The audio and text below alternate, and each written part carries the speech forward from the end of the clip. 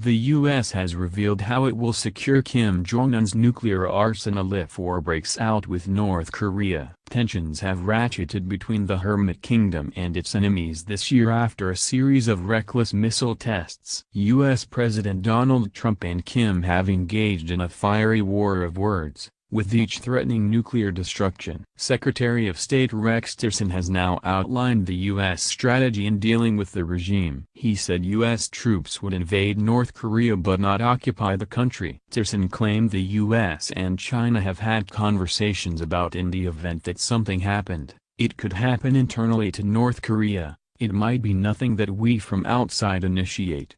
If that unleashed some kind of instability, the most important thing to us would be securing those nuclear weapons they've already developed and ensuring that nothing falls into the hands of people we would not want to have. Beijing and Washington officials have now met to discuss the collapse of the North Korean regime. This marks a major shift in foreign policy for China, which had previously seen the regime as an ally. Tillerson added, "We have had conversations that if something happened and we had to go across a line, we have given the Chinese assurances we would go back and retreat back to the south of the 38th parallel." Mark Fitzpatrick, executive director of the International Institute for Strategic Studies office in Washington, warned China and the U.S. could still clash over the nukes.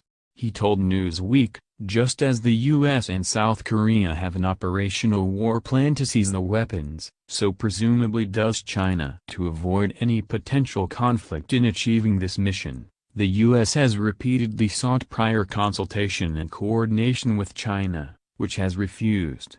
So a clash over the arsenal remains a real possibility." Kim fired a ballistic missile into Japanese waters last month, the North's first weapons test in weeks. The regime bragged it was capable of hitting the U.S. mainland as it announced the completion of its nuclear weapons program. Japan is now readying new weapons to protect against surprise attacks. Defense bosses met in Tokyo yesterday as they agreed to purchase Aegis ashore missile interceptors from the U.S.